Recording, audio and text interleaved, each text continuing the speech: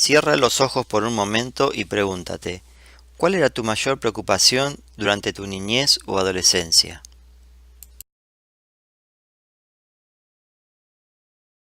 El viaje menos deseado. En este informe se describe el gran trabajo que Catholic Charities realiza ayudando a los niños de Centroamérica que llegan a este país huyendo de la violencia. Recordemos primero los derechos internacionales del niño. El derecho a la vida.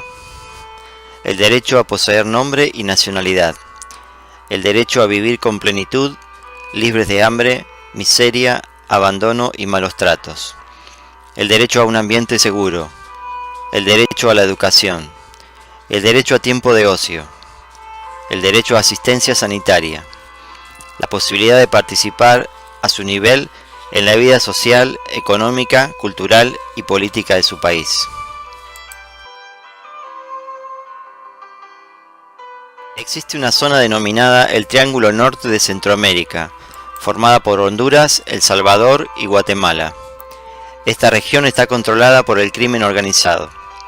Allí los menores son interceptados por las pandillas, camino a las escuelas, en los transportes escolares y hasta en las propias instituciones educativas. El negarse a unirse a ellos significa un camino a la muerte. Algunos padres, para proteger a sus hijos, dejan de enviarlos a la escuela cuando son adolescentes. Luis Arias Dubón, de 15 años de edad, caminó a través de México por un mes.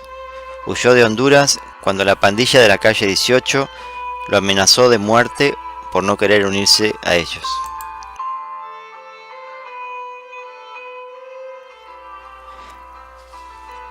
Para las familias es menos peligroso para sus hijos el viaje en la bestia a los Estados Unidos que seguir viviendo en sus vecindarios expuestos a las pandillas, que los obligan a vender drogas o a prostituirse.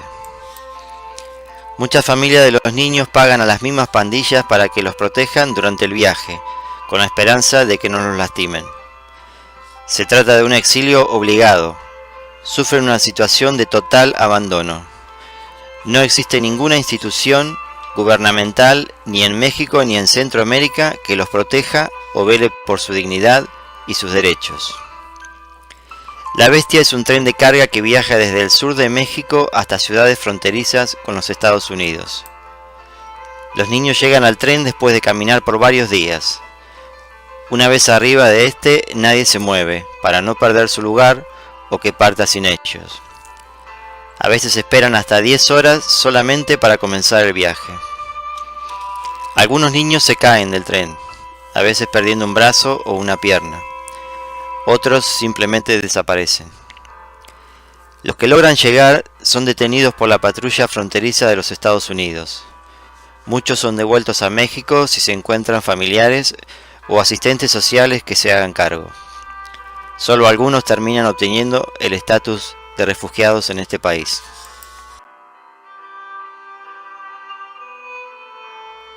En los primeros 4 meses del 2016, el número de niños migrantes menores de edad que fueron detenidos en México fue de casi 9.500.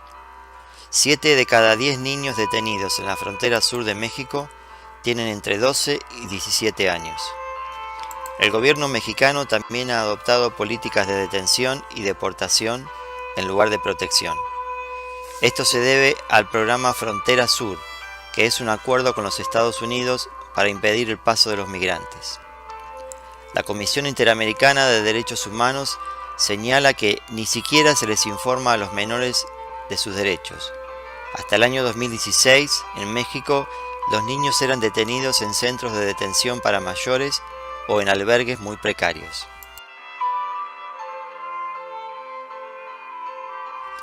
En el año 2008, el gobierno del presidente Bush firmó una ley sobre el tráfico humano, dándole derecho a los niños a debido proceso y consideración de asilo humanitario. Durante la presidencia de Obama se aumentaron los fondos para asistencia legal y para proveerles familias sustitutas. Actualmente en el Congreso, los republicanos quieren que los niños sean extraditados inmediatamente, y los demócratas están divididos en su postura. La solución para el gobernador de Texas, Abbott, es mantener la frontera militarizada y no permitir la entrada de niños.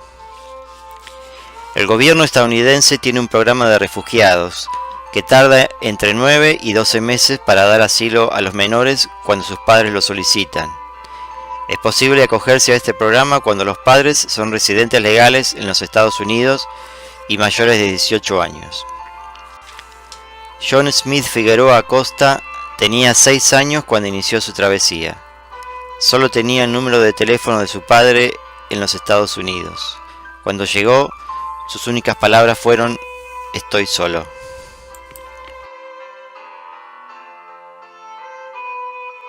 En el año 2014, el juez del condado de Dallas, Clay Jenkins, visitó en la frontera los lugares donde los niños estaban alojados, observando las malas condiciones de los mismos.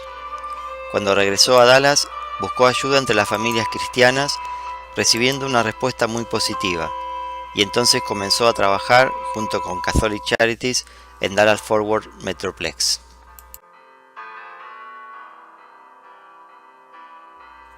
El trabajo de Catholic Charities comienza con los niños que no tienen familiares en este país, asignándoles una familia sustituta hasta los 18 años y asistencia económica hasta los 21.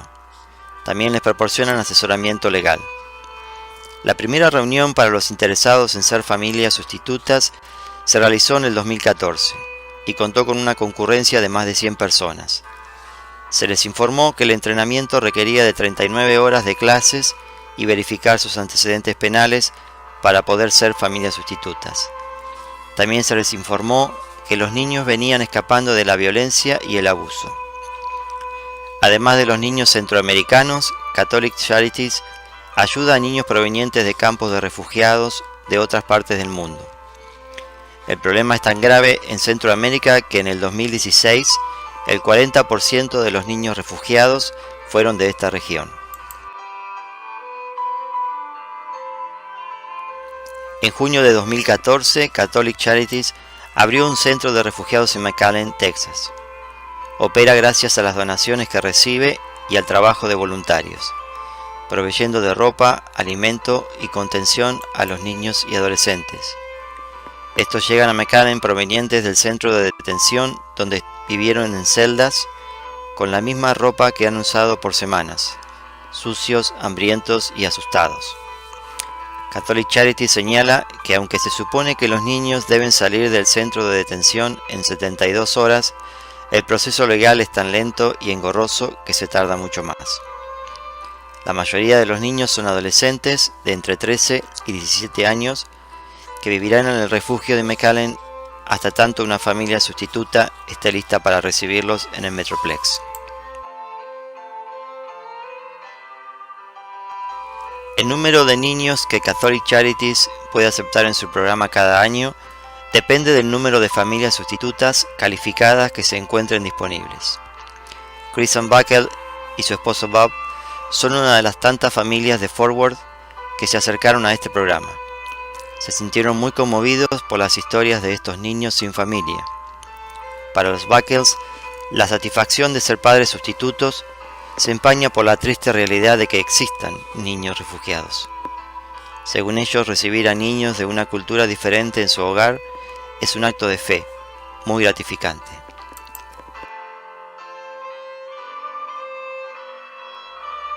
Los gráficos que se muestran a continuación nos dan una idea de la magnitud de este problema. En primer lugar, vemos el número de niños detenidos en la frontera sureste de Estados Unidos provenientes del Triángulo Norte. Y el segundo gráfico nos muestra las nacionalidades de los niños que viajan sin compañía. Observamos cómo ha disminuido el porcentaje de niños provenientes de México, incrementándose el porcentaje de los provenientes de Centroamérica.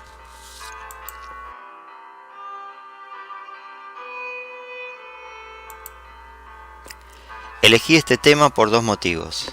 El primero y el más importante es que se trata de niños víctimas de la violencia, no de un problema que se pueda regular por una ley migratoria. Ningún niño o adolescente debería padecer esta situación. El segundo motivo es darlo a conocer especialmente en esta clase, debido a que se necesita una mayor participación de familias de habla hispana para facilitar la comunicación con los refugiados. No me fue posible establecer el motivo por el cual la comunidad hispana no se ha involucrado demasiado en este proyecto. Quizás sea por falta de difusión. Muchas gracias.